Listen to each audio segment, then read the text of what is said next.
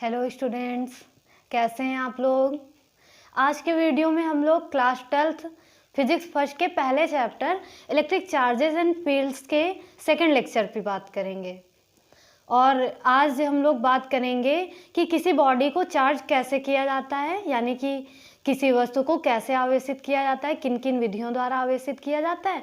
और फिर हम लोग पढ़ेंगे कूलॉम्स लॉ, कूलॉम का नियम पढ़ेंगे, जो कि आप सभी को पता है कि ये बहुत ही इंपॉर्टेंट टॉपिक है। इसका रूल ही डायरेक्टली पूछ लिया जाता है या फिर इससे रिलेटेड न्यूमेरिकल तो रहते ही रहते हैं। ये बोर्ड पेपर की दृष्टि से भी बहुत इंपॉर्टेंट है और हमारा थर्ड मंथली, हाफ ईयरली या चैप्टर के बेसिस पे भी बहुत इंपॉर्टेंट टॉपिक है कूलॉम्स लॉ। तो चलिए टाइम को बिना वेस्ट किए हुए आज का लेक्चर स्टार्ट करते हैं। और जैसा कि मैंने अभी बताया कि आपको आज पढ़ाया जाएगा कि किसी वस्तु को कैसे चार्ज करते हैं, किन किन प्रोसेस से चार्ज करते हैं। तो कल के लेक्चर में हम लोग जान चुके थे कि आवेश क्या है, चार्ज क्या है, कितने प्रकार का होता है, ये सब हम लोगों ने पढ़ा था लेक्चर 1 में। अगर किसी ने लेक्चर 1 ना देखा हो तो प्लेलिस्ट में ऊपर वीडियो पड़ा हुआ है, उसे आप देख लीजिए। उसके बाद ही लेक्चर 2 देखिए तो आपको ज़्यादा समझ में आएगा। तो पहला method by conduction, bye conduction. Conduction को हिंदी में बोलते हैं संवहन, संवहन, संवहन विधि द्वारा। संवहन विधि क्या है? जब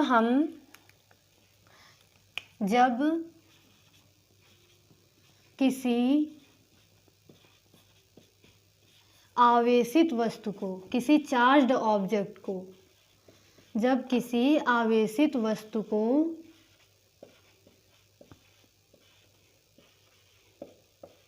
उदासीन वस्तु से, उदासीन मतलब कि न्यूट्रल, उदासीन वस्तु के संपर्क में, वस्तु के संपर्क में रखते हैं तो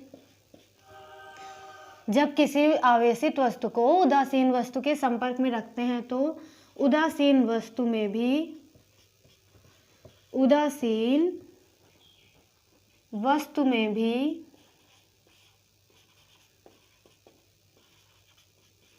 कुछ आवेश, उदासीन वस्तु में भी कुछ आवेश आ जाता है, कुछ आवेश आ जाता है। अब जैसे ही आवेश आया यानी कि दूसरी वस्तु भी आवेशित हो गई। और हम लोग यही पढ़ रहे हैं कि किस किस मेथड से हम वस्तु को आवेशित कर सकते हैं, किन किन मेथड से हम वस्तु को चार्ज कर सकते हैं। तो हमने क्या बताया, जब किसी आवेशित वस्तु को, आवेशित वस्तु को मतलब कोई पहले से चार्ज बॉडी है, हमने कोई पहले से चार्ज की हुई बॉडी रख ली तो वो बॉडी कैसे भी चार्ज हो सकती है, या तो निगेटिव चार्ज होगी या तो पॉजिटिव चार्ज होगी।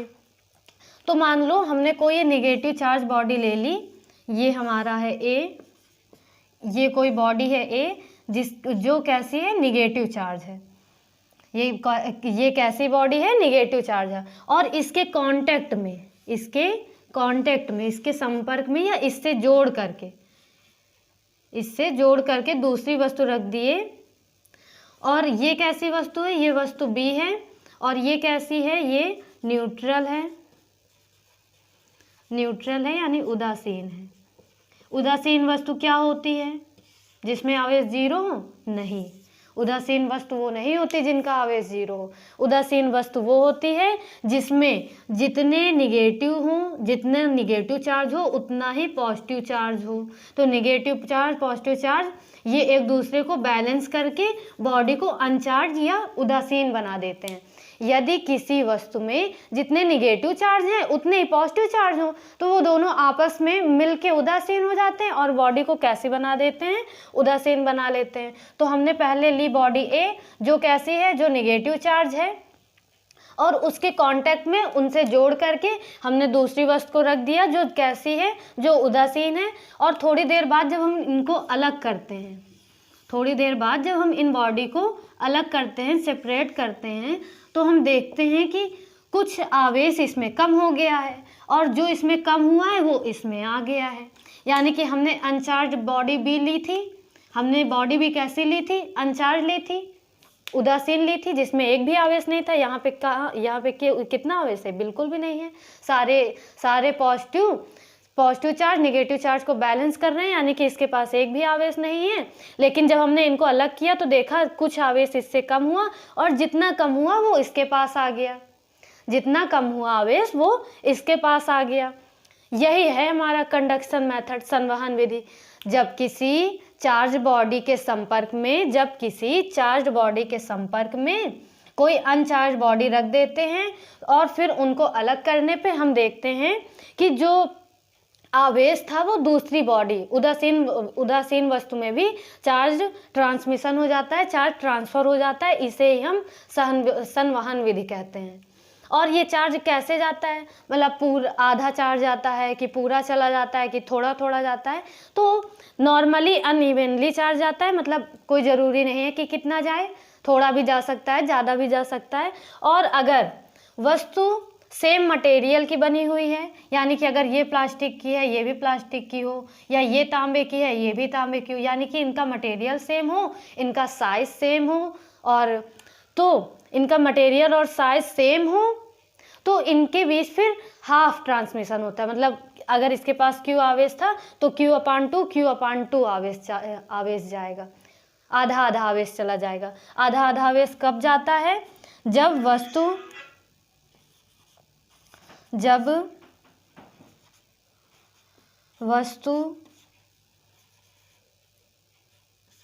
वस्तु का पदार्थ, मतलब कि जिस पदार्थ से वस्तु बनाई गई है, जब वस्तु का पदार्थ आकृति, आकार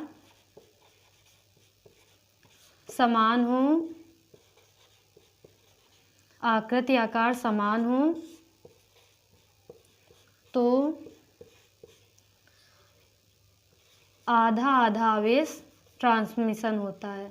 तो कैसा आवेश तो कितना आवेश जाता है, तो दूसरी बॉडी में कितना आवेश जाएगा, आधा आवेश जाएगा। यानी कि अगर इसके पास चार कूलाम आवेश था तो इसके तो अलग करने के बाद कितना कितना जाएगा, दो जाएगा, आधा आधा जाएगा। अगर इनकी पदार्थ आकृति आकार समान है तो आधा आधा जाएगा, अगर समान नहीं है तो अनइवनली जाएगा। अनइवनली का मतलब चाहे जितना भी जा सकता है, कोई ज़रूरी नहीं, कोई फिक्स अमाउंट नहीं है। अगर ये सेम मेटल की है और ये भी सेम मेटल की है, साइज भी इनका सेम है, स्ट्रक्चर भी सेम है, तो मान लो ये P है ये Q है और इसके पास Q आवेश था, इनको दोनों को टच करा के रखा गया, टच कराने के बाद अलग किया गया।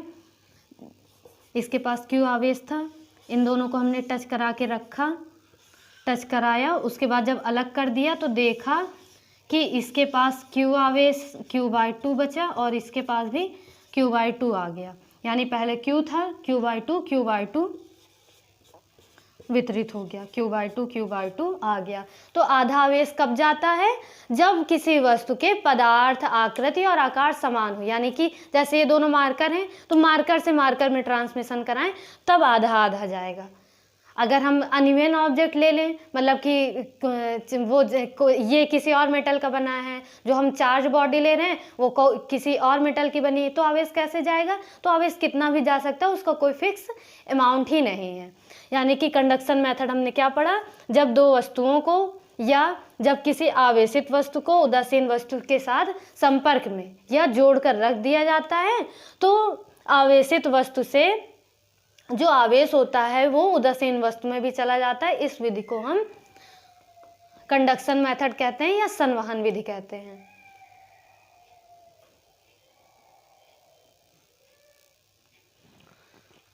नेक्स्ट मेथड है हमारा इंडक्शन मेथड, प्रेरण विधि।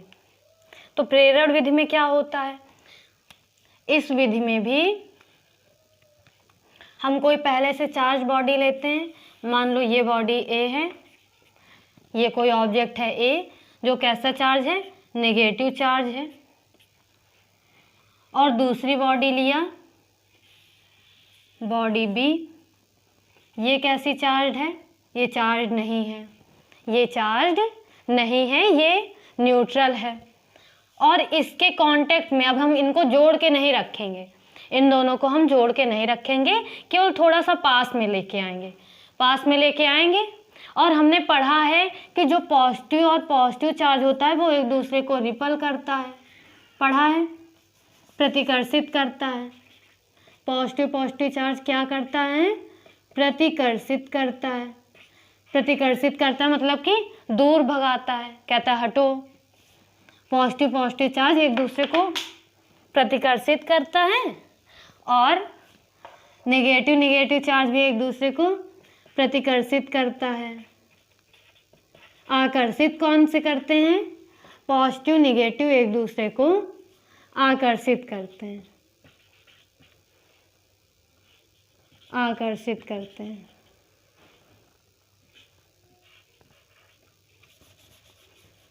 पॉजिटिव नेगेटिव एक दूसरे को क्या करते हैं? आकर्षित करते हैं, अट्रैक्ट करते हैं। यानी कि जो सेम क्वालिटीज़ वाले पर्सन होते हैं वो एक दूसरे को प्रतिकर्षित करते हैं, दूर भगाते हैं। और जो डिफर क्वालिटी वाले पर्सन होते हैं, जिनके गुण डिफर होते हैं, वो एक दूसरे को अट्रैक्ट करते हैं। तो अब इन दोनों को हमको कांटेक्ट में नहीं रखना है, एक साथ जोड़ के नहीं रखना है, अलग अलग ही रखना है। और जब हम अलग अलग रखेंगे लेकिन इसको थोड़ा और पास लेके आएंगे, मतलब अभी इतनी दूरी है, अब थोड़ा सा और पास में ले आए, और पास में लाएंगे तो क्या होगा? और पास में ले आए, और पास में लाए तो क्या हुआ? ये जो माइनस चार्ज है वो इस बॉडी में, हमने बताया अभी कि उदासीन बॉडी क्या होती है? उदासीन बॉडी वो होती है जिसमें जितने पॉजिटिव चार्ज हों उतने ही नेगेटिव चार्ज हों। तो वो बॉडी कैसी होगी? तब वो बॉडी उदासीन या न्यूट्रल बॉडी होती है। तो ये माइनस जो चार्ज है ये इस बॉडी के माइनस चार्ज को रिपेल करेगा। हमने बताया माइनस माइनस चार्ज एक दूसरे को क्या करते हैं? रिपेल करते हैं, प्रतिकर्षित करते हैं। तो ये माइनस चार्ज इस बॉडी के माइनस चार्ज को दूर भगाएगा। तो माइनस चार्ज इसमें किधर आ जाएगा? इधर की ओर आ जाएगा, इधर आ गया। माइनस चार्ज इधर आ गया और अभी बताया कि माइनस प्लस एक दूसरे को अट्रैक्ट करते हैं। तो ये माइनस के इधर साइड प्लस चार्ज आ जाएगा। एक तरफ माइनस चार्ज हो गया, एक तरफ प्लस चार्ज हो गया। तो ये कैसे कंडीशन बन गई? ये हो गया पोलराइज। ये क्या हो गया? पोलराइज। पोलराइज को हिंदी में बोलते हैं ध्रुवण। ध्रुवण टॉपिक आगे आप लोग पढ़ेंगे। ध्रुवण क्या होता है? जब कोई वस्तु ये अभी आवेशित नहीं हुई है, ये केवल ध्रुवित हुई है। ध्रुवित होने का मतलब कि इनके प्लस माइनस चार्ज अलग अलग हो गए। अलग अलग क्यों हुए? इसकी वजह से ये माइनस चार्ज आया, इसने माइनस चार्ज को इधर दूर भगा दिया और प्लस चार्ज को अपनी तरफ बुला लिया, यानी कि ये अपनी बॉडी पे आ गए। और अब इसको, इसके किसी सिरे को अर्थ से हम अटैच कर दें, पृथ्वी से अटैच कर दें। और हमको पता है कि पृथ्वी में बहुत सारे फ्री इलेक्ट्रॉन्स हैं। हमारी अर्थ में मुक्त इलेक्ट्रॉन बहुत पाए जाते हैं। पृथ्वी हमारे इलेक्ट्रॉनों का सागर है। आपने देखा होगा कि जब करंट लगता है, किसी को करंट लगा है अभी तक? जब करंट लगता है तो मम्मियाँ कहती हैं कि चप्पल पहन के काम करो, या प्लास्टिक का सामान लेके, मतलब कि ज़मीन से टच में ना रहो। कहेंगे लाइट लगानी है या लाइट ख़राब हो गई, कुछ काम करना, तो कहेंगे चप्पल पहन के करो। मतलब चप्पल पहनेंगे तो डायरेक्ट अर्थ से कनेक्टिविटी नहीं रहेगी। और अर्थ हमारा इलेक्ट्रॉन्स का सागर है। इलेक्ट्रॉन में कैसा चार्ज होता है? इलेक्ट्रॉन में नेगेटिव चार्ज होता है। अर्थ इलेक्ट्रॉन का सागर है। तो ये जो माइनस इलेक्ट्रॉन है ये सारे अर्थ में आ जाएंगे, ये सारे अर्थ में आ जाएंगे, ये सारे अर्थ में आ जाएंगे। जब ये सारे इलेक्ट्रॉन अर्थ में आ जाएंगे तो ये पॉजिटिव हो जाएगा। ये सारे निगेटिव इलेक्ट्रॉन्स को अर्थ अपनी ओर अट्रैक्ट कर लेगी। ये सारे निगेटिव इलेक्ट्रॉन्स को अर्थ अपनी ओर अट्रैक्ट कर लेगी। तो ये कैसा चार्ज हो जाएगा? पॉजिटिव चार्ज हो जाएगा। या इसके हम सिरे को अर्थ से अट्रैक्ट ना करें, किसी ऑब्जेक्ट से अट्रैक्ट कर दें। जैसे कि अभी हम लोगों ने संवहन विधि में कंडक्शन मेथड में किया, इसको किसी और ऑब्जेक्ट से अटैच कर दें तो माइनस चार्ज दूसरी बॉडी में आ जाएगा, इसमें प्लस चार्ज आ जाएगा, तो ये बॉडी कैसी चार्ज हो जाएगी, प्लस चार्ज हो जाएगी। अगर हमको इसी बॉडी को निगेटिव चार्ज करना होता तो हम यहाँ पे कौन सा ऑब्जेक्ट लाते, जो पहले से प्लस चार्ज है। यानी कि अगर हम पहले से प्लस चार्ज ऑब्जेक्ट को लाएंगे किसी उदासीन बॉडी के पास, किसी न्यूट्रल बॉडी के पास, तो वो माइनस में चार्ज होगी। अगर पहले से माइनस चार्ज बॉडी को लाएंगे तो वो कैसे चार्ज होगी, प्लस चार्ज होगी। इसमें कोई बहुत ज़्यादा डीपली जाना नहीं है, ये हमको पता होनी चाहिए संवहन विधि, प्रेरण विधि ये कैसे काम करती हैं, क्या होती है। बाकी इनके बारे में ज़्यादा डीप क्वेश्चन कभी नहीं पूछे जाते हैं। हमको नॉलेज के लिए पता होना चाहिए कि कोई कभी पूछे प्रेरण विधि क्या है, इंडक्शन क्या है, तो ये ना रहे कि नहीं ये तो हमने पढ़ा ही नहीं है, ये हमने पढ़ा ही नहीं है, ये नहीं होना चाहिए। नेक्स्ट मेथड है हमारा फ्रिक्शन मेथड। अच्छा, फ्रिक्शन मेथड तो हम लोग लेक्चर 1 में भी बात कर चुके हैं। मैंने बताया था जब दो वस्तुओं को आपस में रब किया जाता है, दो वस्तुओं को आपस में रगड़ा जाता है, तो वस्तुओं में दूसरी वस्तु को आकर्षित करने का गुण आ जाता है। मैंने स्केल का एग्जाम्पल दिया था, किसी ने ट्राई किया, सभी पहले से ट्राई कर चुके हैं, सभी ने बचपन में देखा है, बचपन में किया है छोटी क्लासों में। अगर जिसने ना किया हो तो अभी भी कर सकता है। तो तीसरा क्या है, फ्रिक्शन मेथड। फ्रिक्शन, सभी को घर्षण बल तो पता ही होगा, घर्षण बल क्या होता है, नहीं पता है तो अभी जान लीजिए। जब दो वस्तुओं को आपस में घिसा जाता है, जब दो वस्तुएं एक दूसरे के ऊपर घिसी जाती हैं तो उनके बीच में एक फोर्स काम करता है, उसे ही हम घर्षण बल कहते हैं, उसे ही हम फ्रिक्शन फोर्स कहते हैं, घर्षण बल कहते हैं। तो घर्षण बल तो हमने पहले ही बता चुके हैं। इसमें यानी कि हमने कोई दो बॉडी ले ली, कोई दो बॉडी ले ली, जब दो वस्तुओं को आपस में घिसा जाता है या आपस में रगड़ा जाता है,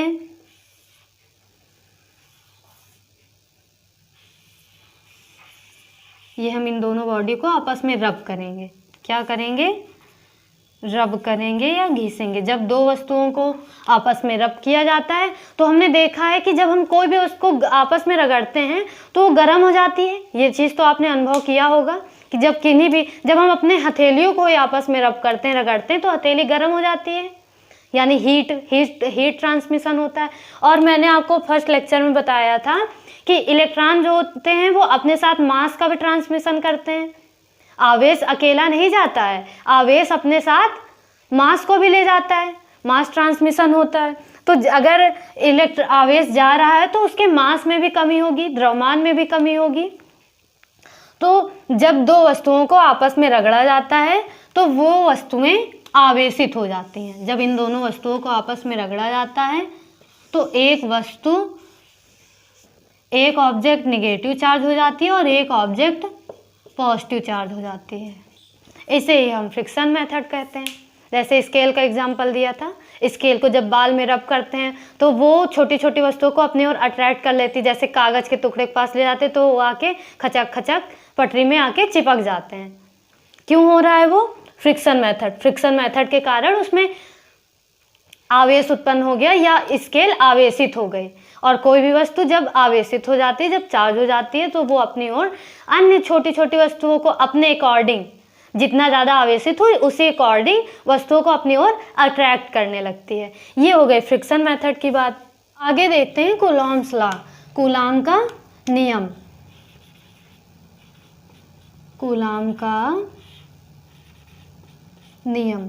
कूलॉम का नियम बोर्ड एग्जाम के लिए भी बहुत इम्पॉर्टेंट है और थर्ड मंथली हाफ ईयरली में भी बहुत पूछा जाता है। या तो इसका डेरिवेशन पूछ लेगा या डायरेक्टरी रूल पूछ लेगा, नहीं तो इससे रिलेटेड न्यूमेरिकल तो आते ही आते हैं। तो कूलॉम्स लॉ बहुत इम्पॉर्टेंट है, कूलॉम्स लॉ बहुत इम्पॉर्टेंट टॉपिक है। तो चलिए देखते हैं। मान लीजिए ये कोई Q1 है, Q1 चार्ज है और इससे थोड़ी दूरी पे कोई दूसरा चार्ज है Q2। इनके बीच की डिस्टेंस कितनी है, R। यानी कि मान लो ये Q1 चार्ज है, ये Q2 चार्ज है, इनको हमने इतनी दूरी पे रख दिया है, इनको हमने इतनी दूरी पे रख दिया है। तो अब ये Q1 Q2 या तो ये प्लस भी हो सकते हैं या ये माइनस भी हो सकते हैं या प्लस माइनस कुछ भी हो सकते हैं, यानी कि Q1 Q2 कुछ भी हो सकते हैं, या तो दोनों पॉजिटिव चार्ज हो सकते हैं। पॉजिटिव चार्ज होंगे तो क्या होगा, पॉजिटिव चार्ज होंगे तो एक दूसरे को रिपेल करेंगे, दूर हटाएंगे। अगर दोनों निगेटिव होंगे तब भी एक दूसरे को दूर हटाएंगे। अगर एक पॉजिटिव एक निगेटिव होगा तो एक दूसरे को अट्रैक्ट करेगा, और इनके बीच की दूरी मान लिया हमने r है। तो कूलॉम्स ने बताया क्या, इन्होंने बताया कि अगर कोई दो आवेश हों और कोई छोटे आवेश हों, कोई दो छोटे आवेश हों, बिंदु आवेश, बिंदु आवेश किसे कहते हैं, छोटा आवेश, जैसे छोटे छोटे आवेश हो, या कोई बड़ा आवेश भी बिंदु आवेश हो सकता है। अगर इनके बीच की दूरी हम बढ़ा दें, इनके बीच की, अगर हमने कोई इतनी बड़ी बॉल ली, इतना बॉल लिया या कुछ भी लिया और उससे बहुत दूरी पे 4-5 किलोमीटर दूर जाके उसी तरीके के दूसरा बॉल रख दिया, दूसरी वस्तु रख दी, यानी कि अगर हम इनके बीच के डिस्टेंस बढ़ा दें तब भी वो बिंदु आवेश हो जाते हैं, या फिर वो आवेश छोटे छोटे हों तब भी वो बिंदु आवेश होंगे। तो कूलॉम्स लॉ बिंदु आवेशों के लिए भी लगता है और किसी भी आवेश के लिए लगता है, लेकिन यहाँ पे हम बात करते हैं बिंदु आवेश की। बिंदु आवेश क्या, छोटे छोटे आवेश या ऐसे आवेश जिनके बीच की दूरी बहुत ज़्यादा हो तो उन्हें भी बिंदु आवेश कहते हैं। तो कूलॉम ने बताया क्या, किन्हीं दो बिंदु आवेशों के बीच लगने वाला बल, अब इनके बीच आकर्षण बल भी हो सकता है, प्रतिकर्षण बल भी हो सकता है। क्यों आकर्षण प्रतिकर्षण हो सकता है, अगर प्लस प्लस चार्ज हैं तो कैसा बल होगा, तब प्रतिकर्षण बल होगा, प्लस माइनस हैं तो आकर्षण बल होगा, सभी को पता है। अगर माइनस माइनस हैं तो कैसा होगा, तब भी प्रतिकर्षण बल होगा। तो अगर अगर हमने कोई दो आवेश लिया, माना हमने कोई आवेश Q1 और दूसरा आवेश Q2 लिया और उनके बीच की दूरी r है, तो उनके बीच में लगने वाला आकर्षण या प्रतिकर्षण बल इनके आवेशों के गुणनफल के अनुक्रमानुपाती प्रोपोर्शनल और इनके बीच के डिस्टेंस के इन्वर्सली प्रोपोर्शनल होता है। इनके बीच के डिस्टेंस के स्क्वायर के इन्वर्सली प्रोपोर्शनल व्युत्क्रमानुपाती, इनके बीच की दूरी के वर्ग के व्युत्क्रमानुपाती होता है। व्युत्क्रमानुपाती मतलब अपान में होता है, अनुक्रमानुपाती मतलब गुणे में या बराबर में चलता है। तो किन्हीं दो आवेशों के मध्य लगने वाला आकर्षण या प्रतिकर्षण बल, आकर्षण प्रतिकर्षण कैसे बताएंगे, अगर वो आवेशों पे डिपेंड करेगा, प्लस हैं तो प्लस प्लस हैं तो प्रतिकर्षण, प्लस माइनस हैं तो आकर्षण।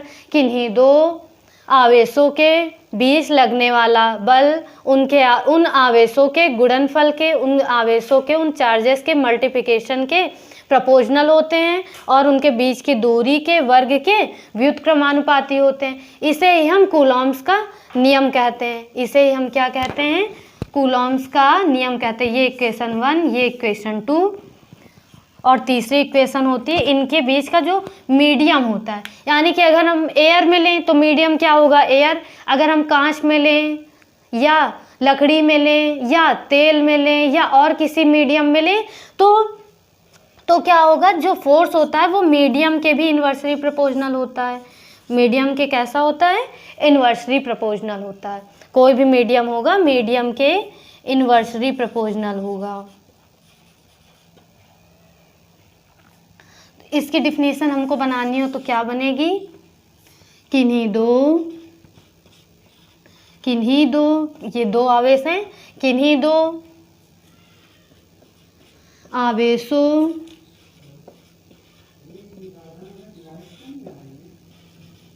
के बीच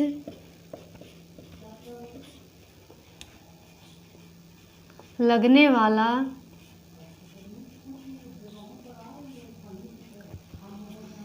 किन्हीं दो आवेशों के बीच लगने वाला बल इनके बीच के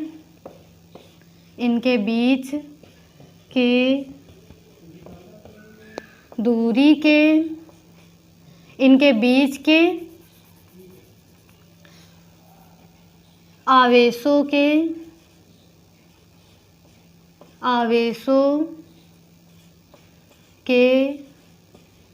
गुणनफल के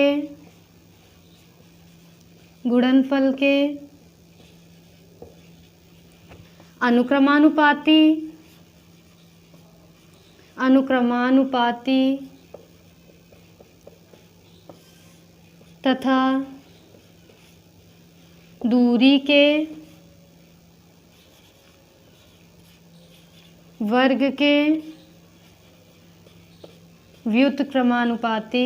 व्युत्क्रम का मतलब उल्टा, व्युत्क्रम का मतलब क्या होता है? उल्टा होता है। व्युत्क्रमानुपाती होता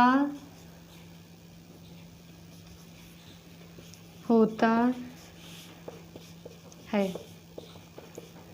किन्हीं दो आवेशों के बीच लगने वाला बल इनके आवेशों के गुणनफल के अनुक्रमानुपाती, इनके बीच की दूरी के वर्ग के, केवल दूरी के नहीं, दूरी के वर्ग के व्युत्क्रमानुपाती तथा किसी माध्यम के भी व्युत्क्रमानुपाती होता है। वो ना भी कहेंगे तब भी कोई दिक्कत की बात नहीं है। व्युत्क्रमानुपाती होता है, इसे ही कूलाम का नियम कहते हैं। इसे क्या कहते हैं? कूलाम का नियम कहते हैं। नियम कहते हैं। अब अगर हम इन दोनों को अटैच करेंगे, इक्वेशन 1 एंड इक्वेशन 2 को अटैच करेंगे तो क्या हो जाएगा?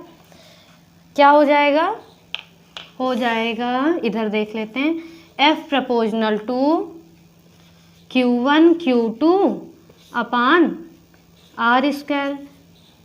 Q1 Q2 upon R square. Q1 Q2 में 1 अपान R स्क्वायर का मल्टीप्लाई जब कराएंगे तो क्या होगा? 1 का मल्टीप्लाई Q1 Q2 में कराएंगे तो Q1 Q2 हो जाएगा और R स्क्वायर अपान में रहेगा। और हमको पता है जब हम ये प्रपोजनल या इन्वर्सली प्रपोजनल का सिंबल हटाते हैं तो इक्वल आता है, और जब हम इसका सिंबल हटाते हैं तो कोई कांस्टेंट वैल्यू आती है, कोई नियतांक आता है। तो कौन सा नियतांक आएगा? यहाँ पे नियतांक आएगा के Q1 Q2 upon R square, के Q1 Q2 upon R square. और के की वैल्यू क्या होती है? के बराबर होता है 1/4 पाई एप्सिलॉन या एप्सिलॉन नॉट। एप्सिलॉन नॉट का मतलब होता है वैक्यूम में एप्सिलॉन। एप्सिलॉन होता है ये जो सिंबल है, ये हमने क्या बताया? 1/4 पाई एप्सिलॉन। ये कोई कांस्टेंट होता है। कांस्टेंट क्या होता है? पहली बात तो कांस्टेंट वो होता है जिसकी वैल्यू फिक्स हो। अगर आपने ग्रेविटेशनल फोर्स पढ़ा होगा, गुरुत्वाकर्षण बल, तो उसमें पढ़ा होगा गुरुत्वाकर्षण नियतांक कैपिटल जी की वैल्यू फिक्स होती है। सेम एज यहाँ पे जो एप्सिलॉन है, ये 4 पाई एप्सिलॉन भी एक कांस्टेंट है। के तो कांस्टेंट है और के की वैल्यू क्या है? 1/4 पाई एप्सिलॉन। एप्सिलॉन क्या है? एप्सिलॉन है हमारी वैद्युतशीलता,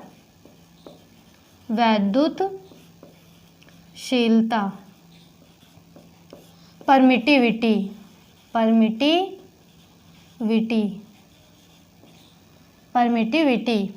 और 1/4 पाई एप्सिलॉन की वैल्यू क्या होती है? 9 ×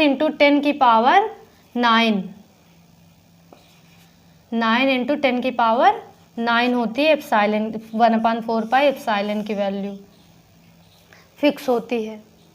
तो कूलाम का नियम क्या है? किन्हीं दो आवेशों के बीच लगने वाला बल इनके गुणनफल के अनुक्रमानुपाती और इनके बीच के दूरी के वर्ग के व्युत्क्रमानुपाती होता है। इसे ही हम कूलाम का नियम कहते हैं। कूलाम का नियम कहते हैं।